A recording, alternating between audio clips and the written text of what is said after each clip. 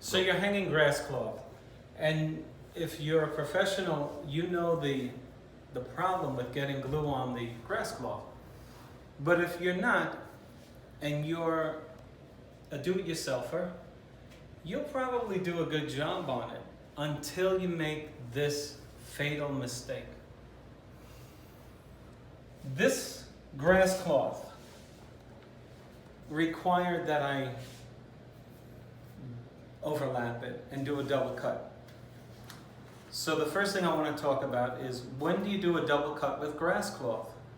Secondly, I want to talk about keeping glue off of the grass cloth when you double cut it.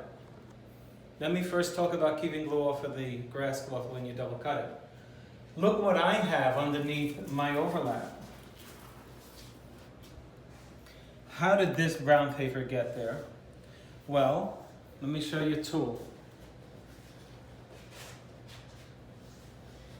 Before I joined my 2 sheets of paper, I took this $70 hand masker from 3M,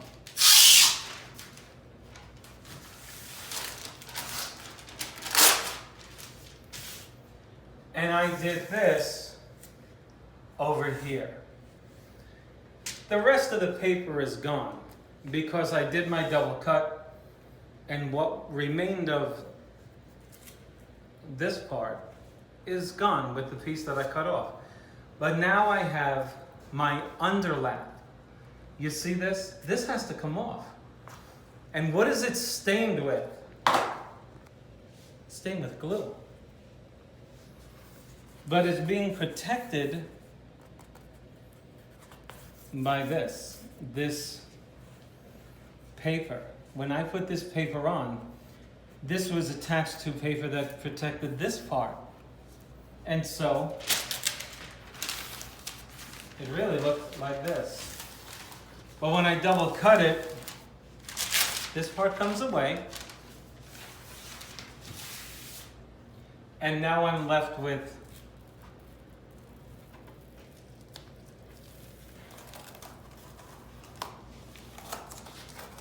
this part of my masking paper.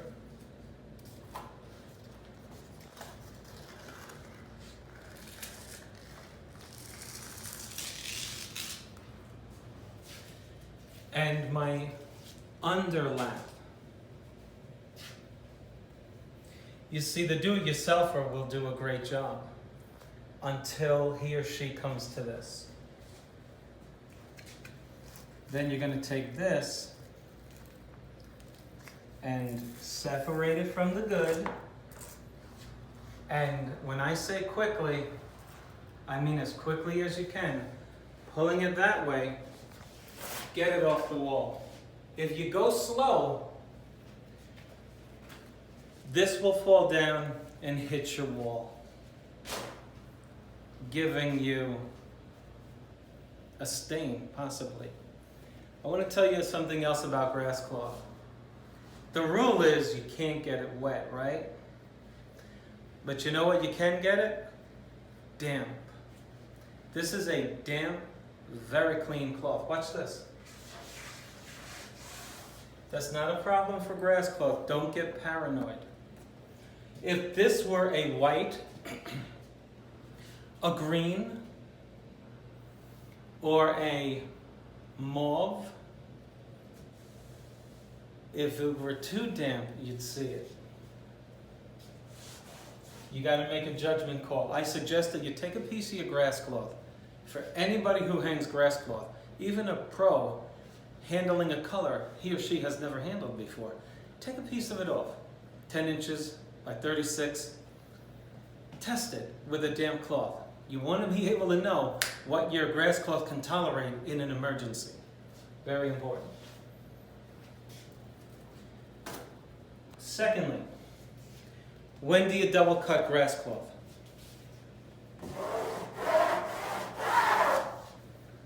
Here's the rule.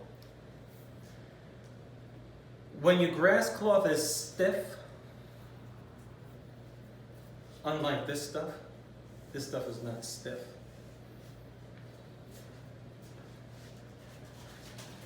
This stuff is very high-end. Stiff grass cloth will not bend so easily.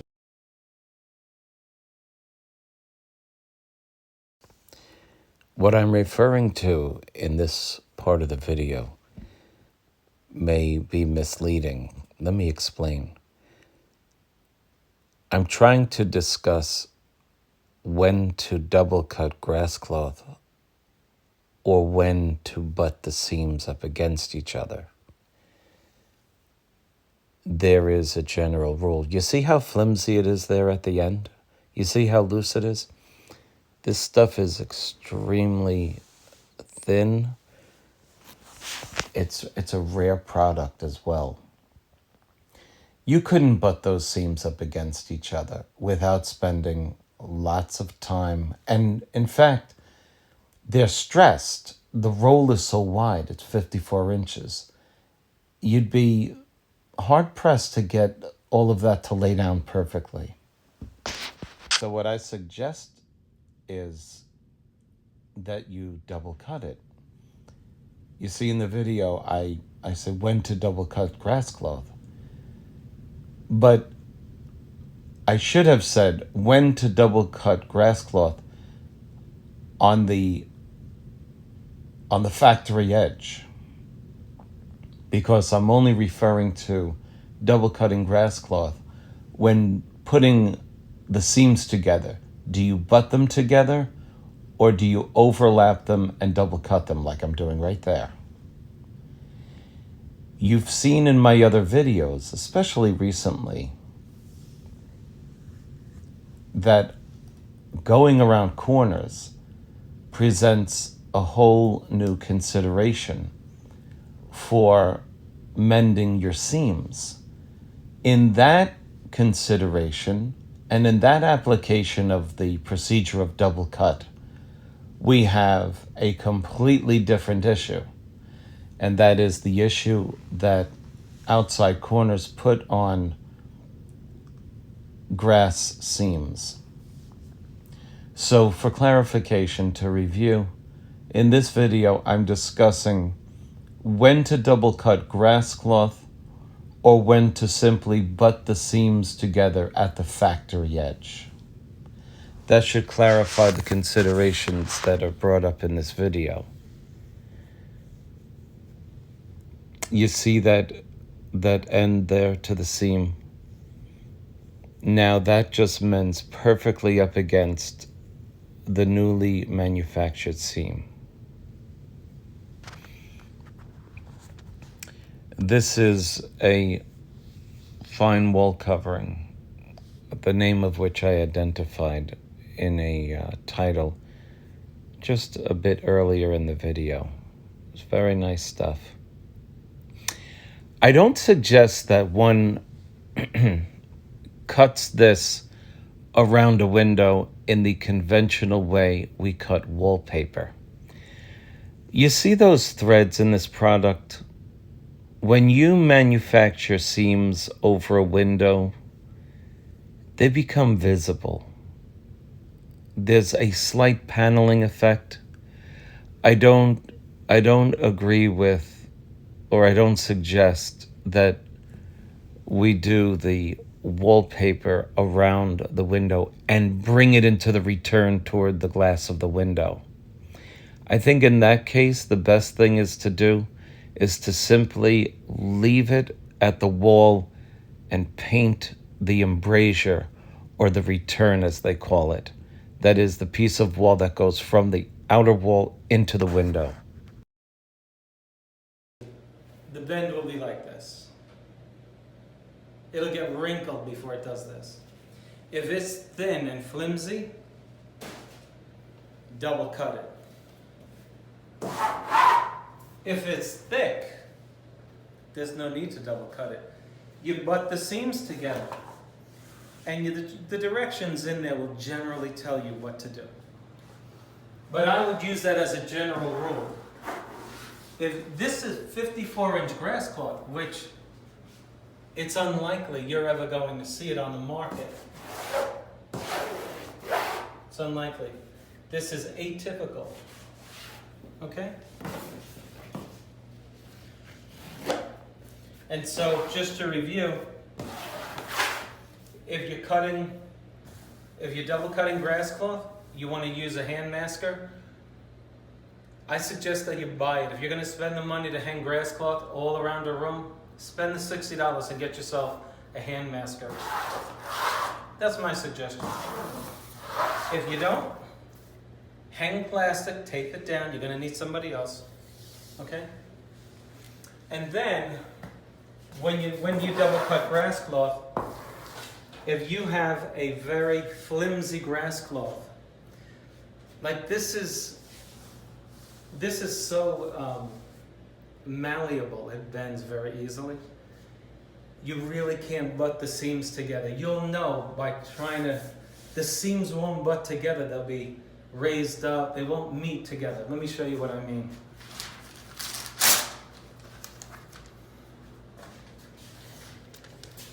On the grass cloth that's firm, this is how your seams meet up. Just like that.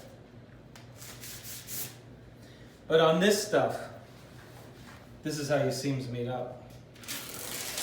It's flimsy. It's been rolled up. It's got a lot of air in it. This is how your seams meet up. See the difference? It's not going to lay down.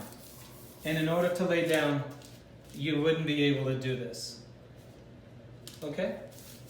And that's how you do it. So let's talk about how you make a decision as to whether or not you double cut. Come in close. This is tie boot leather. Okay, now we switch to leather. Our last product was one from Casamance, the Amboys collection. This is a very durable, I would call this very durable product from Tie Boot. It's a fine product. And the finer, the more problematic. The last one, you could literally get a fingerprint on it and you'd have to take down the piece of wall covering. On this one, it was very stiff. It's such high quality that the material it's like a thin leather jacket.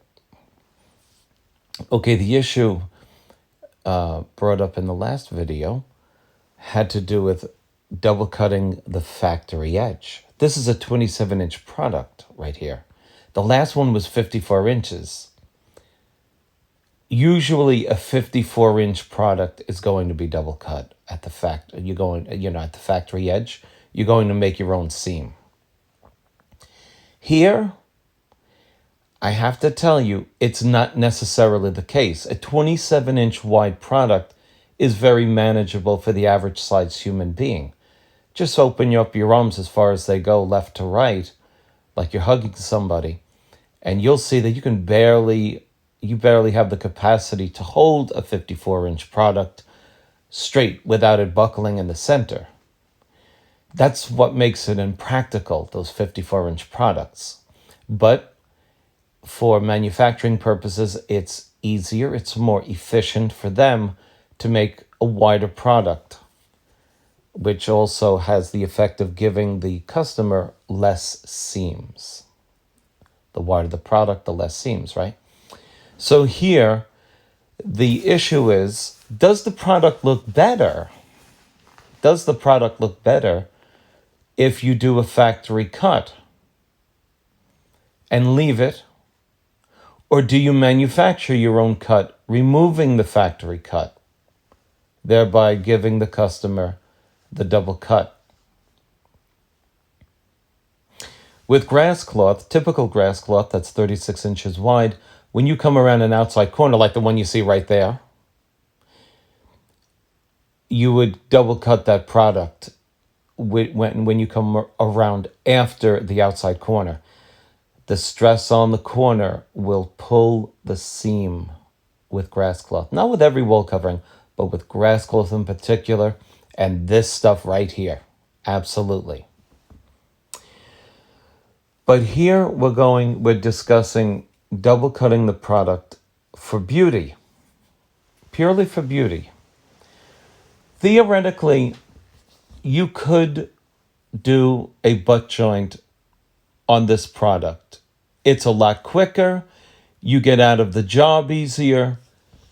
You could quote unquote get away with it.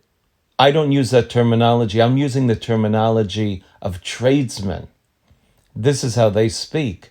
You could get away with it. As you know, we're decorators. We don't try to get away with anything. What I'm trying to demonstrate is what looks more beautiful, the double cut as you're seeing me do here, or the factory cut. And you're going to be surprised at the answer. Let's go back to the audio. So let's talk about how you make a decision as to whether or not you double cut. Come in close. This is tie boot leather. And of course, it's among the finer of the cuts of leather. And so I'm going to put two factory edges close together, which are about 22 inches long. Okay.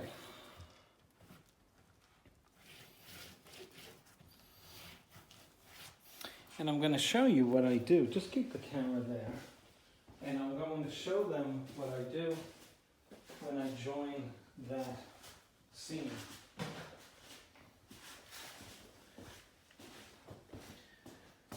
So I'm simulating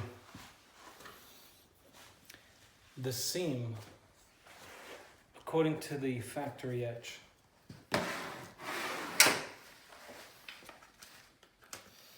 What do you think so far? This is only 20 inches. If I should do 3 feet, this line will come down here. What happens is you can see that the leather is not imperfectly cut. It's the way the leather is filling out on the wall. If you don't double cut your leather, you're going to have a very imperfect edge. That's the best you're going to get if you butt the edges. Okay? That's the cut. Let's take them over here. I'll show you the same wallpaper with a double cut. I gotta be honest, I don't know where the line is. I don't know where my double cut is. Here it is. This is my double cut. You do not see any light. If you can see the seam through your camera, it's simply because there is an interruption between the two pieces of leather. And it's because there's a seam there. For example, if you have a leather jacket, right? It's all the same material. Where the shoulder starts, you're going to see the interruption. Same thing here. This is what you want. Let's go back over here. And this is what you don't want. Now look at that line. Bring them in close. Zoom in, please. No matter how much you try to do this, you're always going to have this. Please, double cut your leather. So let's do it. Let's do a double cut. Let's double cut this stuff.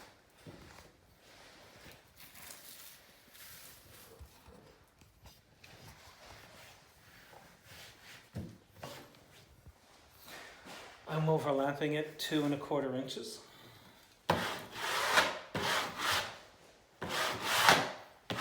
I'm pushing all the air out of it.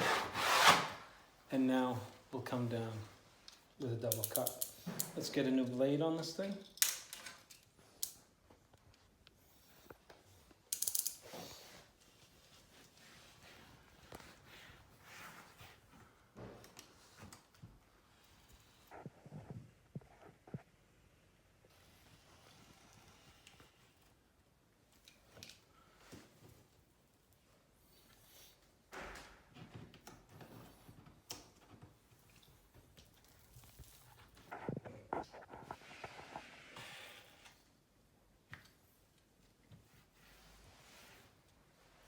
You tell me. Would you ever do a butt joint again?